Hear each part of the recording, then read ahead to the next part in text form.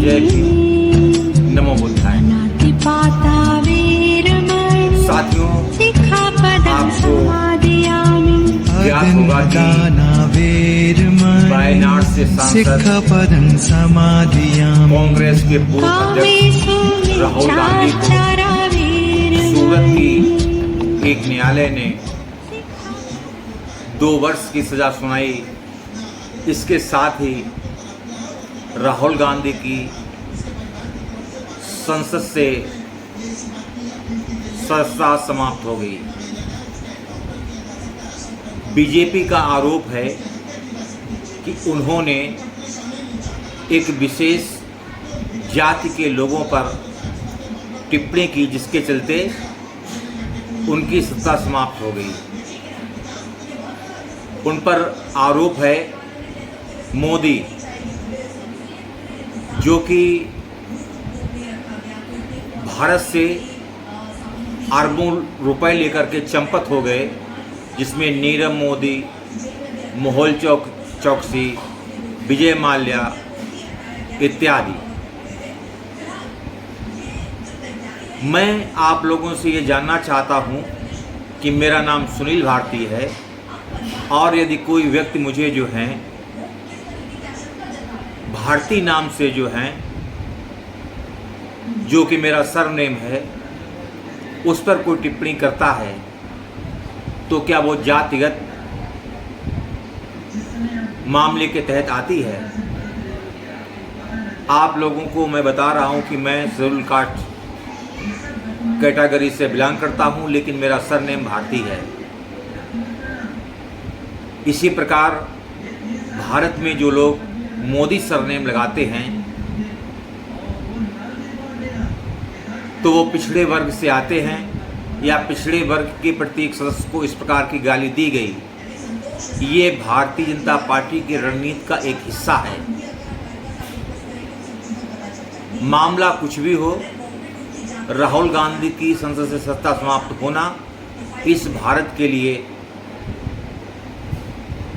दुर्भाग्य की बात है। जब कोई सांसद, विधायक, मंत्री संविधान की शपथ लेता है, तो उसमें मुख्य रूप से कहता है विधि द्वारा स्थापित, अर्थात संविधान के अंतर्गत जो सांसद, विधायक या प्रधानमंत्री को अधिकार प्राप्त होते हैं, सरकार उसी पर कार्य करती है। लेकिन मेरी ये समझ से परे है, उत्तर प्रदेश में जिस प्रकार का शासन चल रहा है कि गुंडों को ठोको और अपराधियों के घर पर बुलडोजर चलवा दो, इस व्यवस्था ने एक डर का माहौल पैदा कर दिया। ऐसी स्थिति में सरकार की ये जिम्मेदारी बनती है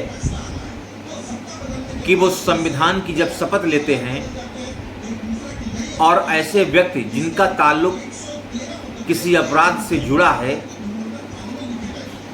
या अपराधी किस्म का है, या न्यायालयों में उसके विरुद्ध अपराध पंजीकृत हैं, संगीन अपराध, सीआरपीसी की धारा 154 के अंतर्गत अगर कोई अपराध पंजीकृत है, तो उस अपराधी को न्यायालय तक पहुंचाना सरकार की नैतिक जिम्मेदारी है। इस जिम्मेदारी से संपूर्ण भारत में किसी भी दल की सरकारें हों, उनका ये कर्तव्य है कि वो संविधान के प्रति अपनी पूरी निष्ठा और श्रद्धा व्यक्त करते हुए उस अपराधी को न्याय के दरवाजे तक पहुंचाने का काम करें। इससे पूर्व उत्तर प्रदेश में एक घटना हो चुकी, कानपुर देहात, जिसमें एक अपराधी को दूसरे राज्य में पकड़ा गया, और जब वो उत्तर प्रदेश की सीमा में दाखिल हो रहा था, तो उसकी हत्या हो गई। पुलिस का आरोप है कि अपराधी पुलिस से छुटाकर के भागा और उन पर फायरिंग की और एनकाउंटर में मारा गया। ऐसे अनेक उदाहरण हैं। मेरी समझ में ये नहीं आता है कि यदि यही व्यवस्था कायम रही, सरकारें इसी तरीके से काम करती रहीं, तो सरकार के विरुद्ध या सरकार की नीतियों के विरुद्ध कोई व्यक्ति जो बोल रहा है उसकी आवाज़ को किस प्रकार दबाया जाए या किस प्रकार से उस आवाज़ को ख़त्म कर दिया जाए, यह भी एक तरीके का अपराध है। सरकारों की ये जिम्मेदारी है कि वह अपराधी को न्यायालय के दरवाजे तक पहुंचाए और न्यायालय उसकी सज़ा तय करेगा। राहुल गांधी की संसद सत्ता समाप्त होने के बाद, जो कि आर्टिकल 499 और 500 के अंतर्गत सत्ता समाप्त की गई है, भाजपा ये कह रही है कि उसके भी 6 सांसदों की सज़ा इसी प्रकार समाप्त हुई। इसका मतलब ये हुआ कि भाजपा के अंदर जो सांसद लोकसभा से या राज्यसभा से या विधानसभाओं में हैं, उन पर भी संगीन अपराध हैं। मेरा तो स्पष्ट रूप से भारत की महामहिम राष्ट्रपति जी से अनुरोध है कि वो तत्काल इस प्रकार की घटनाओं का संज्ञान लें। माननीय सर्वोच्च न्यायालय के मुख्य न्यायाधीश से भी अनुरोध है कि वो देश में इस प्रकार की घटनाएं जो हो रही हैं वो किसी भी दल से संबंधित हों। अपराधी को न्याय के दरवाजे तक लाना शासन, प्रशासन और सरकार का नैतिक कर्तव्य होना चाहिए, क्योंकि वो जब नियुक्त होते हैं तो संविधान की शपथ लेते हैं। संविधान स्पष्ट रूप से कहता है कि प्रत्येक व्यक्ति, भले ही वो अपराधी हो, उसको न्याय पाने का अधिकार है। आज कांग्रेस के लोगों ने गांधी जी की समाधि के पास सत्याग्रह किया, जिसमें कांग्रेस के अनेक नेता शामिल हुए, परंतु सत्याग्रह गांधी जी की समाधि है उस परिसर में ना होकर के कांग्रेस को बाहर सत्याग्रह करने की अनुमति प्रदान की गई। ये एक सोची समझी रणनीति के तहत है। संपूर्ण भारत के लोग जानते हैं, अंग्रेजों के विरुद्ध जो लड़ाई लड़ी गई उसमें गांधी दृढ़ संकल्पित होकर के उन्होंने अनेक सत्याग्रह किए, अहिंसा का मार्ग अपनाया और सन 1947 को भारत आज़ाद हो गया। भारत के आज़ाद होने के बाद जिस गोडसे ने गांधी को मारा, उसी गोडसे के समर्थन में भारतीय जनता पार्टी की एक नेत्री ने उनका पुतला बना करके, गांधी जी का पुतला बना करके और उस पुतले पर गोलियां चलाईं। ये गांधी का देश है।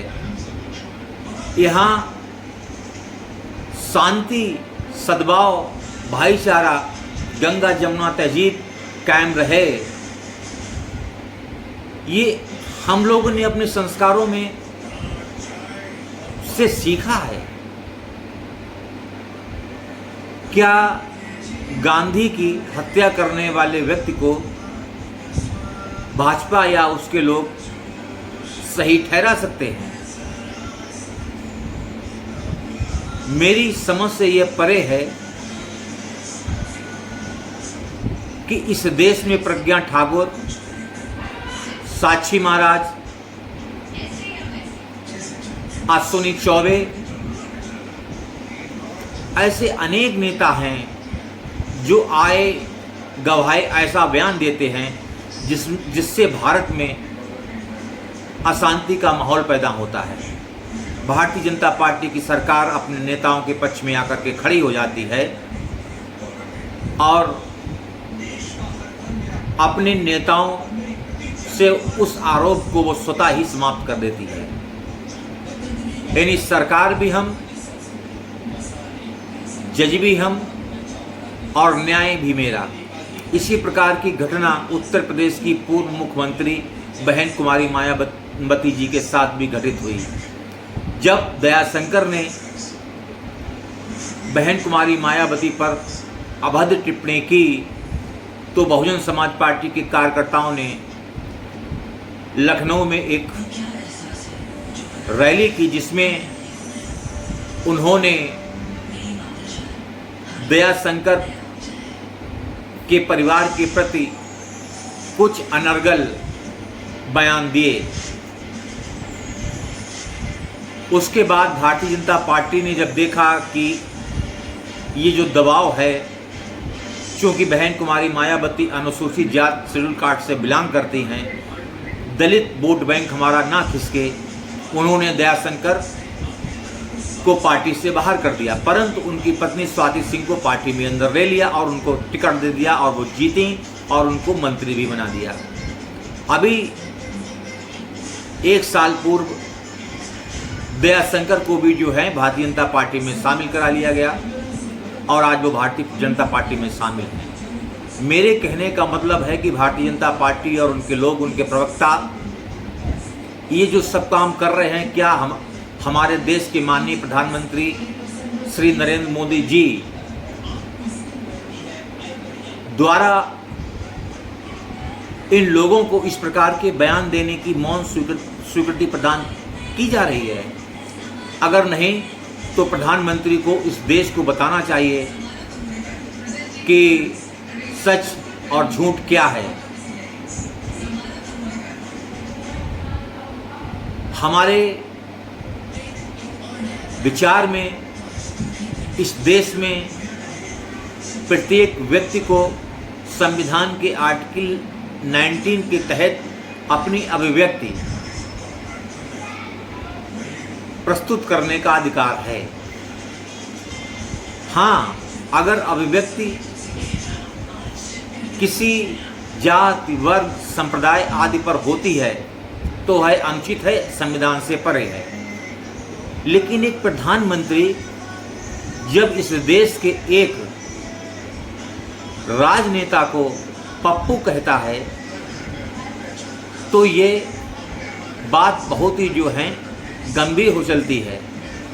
और जिस व्यक्ति को पप्पू कहा जाता है, अगर वो कह देता है कि प्रधानमंत्री चोर हैं, तो इस प्रकार के बयानों से हमारे देश की जो छवि है वो धूमिल होती है। हमारा देश गंगा जमुना तहजीब, संविधान से चलने वाला, वासुदेव कुटुंबकम की रीत पर चलने वाला विश्व का सबसे बड़ा लोकतंत्र है। जो संविधान बाबा साहब अम्बेडकर ने लिखा, उन्होंने प्रत्येक वर्ग, प्रत्येक जाति, प्रत्येक व्यक्ति को जो कि अपनी उम्र 18 साल पूरी कर चुका हो, उसे अपना मत किसी भी दल को देने का अधिकार दिया गया। और इस देश में जो वर्तमान में प्रधानमंत्री माननीय नरेंद्र मोदी जी हैं, वो संविधान की वजह से है। अगर इस देश में संविधान ना होता, राजशाही होती, तो क्या भारत के प्रधानमंत्री माननीय नरेंद्र मोदी जी होते? यह भाजपा और उनके लोगों को समझना चाहिए। अगर वो संविधान का रास्ता बंद कर देंगे तो हो सकता है कि आने वाले समय में कोई व्यक्ति जो कि निचले स्तर से आता है, वो इस देश के उच्च पद पर आसीन नहीं हो सकेगा। इसलिए इस देश में संविधान का राज होना चाहिए। सरकार की जिम्मेदारी बनती है कि संविधान को संरक्षित करे। प्रधानमंत्री जी किसी दल या किसी व्यक्ति के नहीं बल्कि संपूर्ण राष्ट्र के होते हैं। ऐसी स्थिति में प्रधानमंत्री के रूप में उनकी ये नैतिक जिम्मेदारी है कि देश में इस प्रकार के बयान ना हो जो किसी धर्म, वर्ग, संप्रदाय आदि पर इस प्रकार से प्रभाव डालें कि वो अपने आप को अपमानित महसूस करें। मेरा भारत के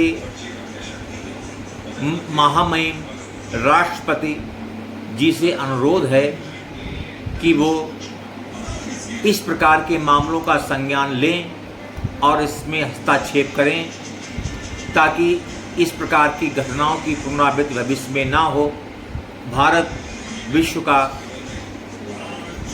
एक ऐसा देश बने जिसकी आर्थिक स्थिति मजबूत हो, जिसके पास विश्व को देने के लिए कुछ हो। हमारी उच्च शिक्षा, माध्यमिक शिक्षा और प्राथमिक शिक्षा उच्च दर्जे की हो। कोई भी सरकार प्रत्येक नागरिक को सरकारी नौकरी तो प्रदान नहीं कर सकती है, लेकिन अगर सरकारें जब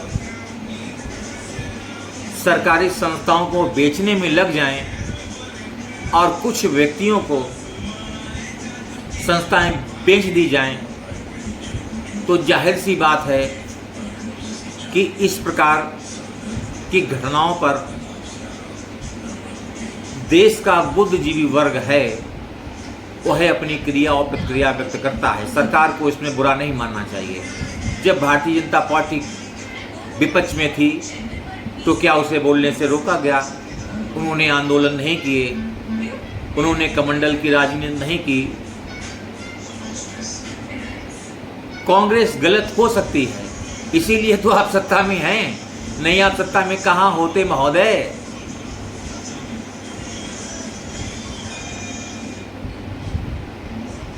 मेरे इस विचार को आप लोग सुन रहे हैं, यह एक गंभीर मसला है।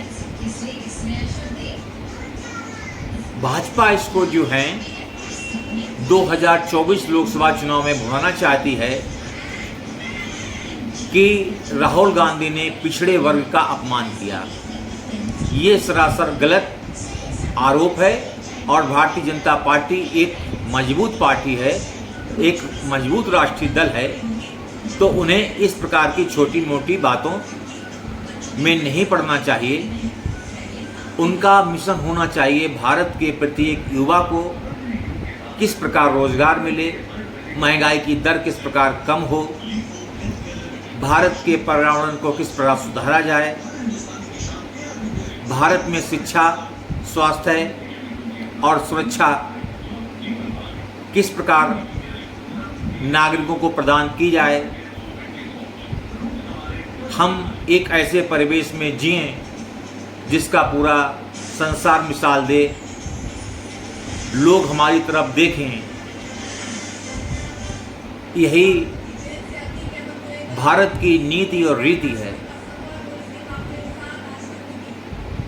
सन 1950 में 26 जनवरी को जब संविधान पूर्ण रूप से लागू हुआ और लगभग 75 वर्षों बाद आज भी संविधान अपना वर्चस्व बनाए है, इसका तात्पर्य है कि संविधान में शक्ति है, मजबूती है। इसीलिए भारत में लोकतंत्र कायम है। राम मनोहर लोहिया जैसे व्यक्ति, मानवर कांसीराम जैसे व्यक्ति, लालू प्रसाद यादव जैसे व्यक्ति, मुलायम सिंह यादव जैसे व्यक्ति, ऐसे अनेकों नेताओं, चाहे वो लेफ्ट के हों या राइट के हों, उन्होंने सत्ता के विरुद्ध जाकर के संघर्ष किया। अगर ऐसा ना होता तो श्रीमती इंदिरा गांधी को अपनी सत्ता गंवानी ना पड़ती। आज भारतीय जनता पार्टी सत्ता में है और सत्ता में बनी रहे, इसके लिए उसे अपनी जो विचारधारा है उसमें बदलाव करना चाहिए। मेरा ऐसा विचार और मानना है। मैं एक पूर्व लोकसभा प्रत्याशी, निर्दलीय प्रत्याशी के रूप में बोल रहा हूं। कन्नौज लोकसभा 2019 के चुनाव में मैं निर्दलीय प्रत्याशी रहा और मुझे पूरी लोकसभा से लोगों ने, मतदाताओं ने भरपूर प्यार दिया। एक निर्दलीय प्रत्याशी के रूप में मुझे सर्वाधिक वोट मिले और इसके साथ ही इस लोकसभा से लगभग 4,500 वोट पाने में हम कामयाब रहे। मेरी आप लोगों से अपील है कि आप लोग इस देश में हमारी जो तहजीब है, गंगा जमुना तहजीब, गंगा जमुनी तहजीब, उसको बनाए रखें। सांप्रदायिकता में ना जाएं, विकास की बात करें, शिक्षा स्वास्थ्य की बात करें, महंगाई घटाने की बात करें, अच्छे हेल्थ और अच्छे वेल्थ की कामना करें और एक अपना सुखमय जीवन जिएं और भारतीय संविधान के प्रति अपनी निष्ठा और आस्था प्रकट करते हुए इस देश को मजबूत बनाने का काम करें। यदि 2024 के चुनाव में मैं लोकसभा प्रत्याशी के रूप में लड़ा तो इस बार मैं निर्दलीय प्रत्याशी नहीं बल्कि एक मजबूत राजनीतिक दल से चुनाव लड़ूंगा। मैं चुनाव लड़ूंगा ही नहीं, जीतूंगा भी, ऐसा मेरा प्रण है। ये संविधान हमको हक देता है और ये दल कौन सा होगा आपको 2024 में पता चल जाएगा। कन्नौज जनपद को, जो कि इत्र की नगरी भी कहलाता है, यहाँ हर्षवर्धन ने भी शासन किया, उनकी भी नगरी कहलाता है, आला ऊधन की नगरी कहलाता है। कन्नौज एक ऐतिहासिक शहर है। यहाँ की सुगंध पूरे विश्व के कोने कोने में महकती है। हम आप सब लोगों को इस वीडियो के माध्यम से पूरी तरीके से आश्वस्त करते हैं कि एक सांसद के रूप में यदि आपके साथ किसी प्रकार की कोई भी शासन सत्ता या कोई अपराधी व्यक्ति अगर आपको दबाने का प्रयास करता है, लोग आपके साथ भले ही ना खड़े हों, लेकिन ये व्यक्ति जो आप जिसको सुन रहे हैं वो आपके सुख और दुख में सदैव खड़ा रहेगा। किसी भी जाति, वर्ग, संप्रदाय, व्यक्ति या उनके प्रति नफरत नहीं पालेगा, बल्कि कन्नौज लोकसभा के लोगों के सामने सदैव हाथ जोड़कर, अपना शीश झुकाकर उनकी सेवा करता रहेगा। ऐसा हम आपको वचन दे रहे और मेरा वचन ही मेरा शासन है। शासन का मतलब उत्तर प्रदेश या भारत सरकार से नहीं। शासन का मतलब कि मेरी आवाज़ जो मैं बोल रहा हूँ, जो वचन दे रहा हूँ, यही मेरा शासन है। इसी के साथ आप सभी को सादर जय भीम, जय भारत, जय संविधान।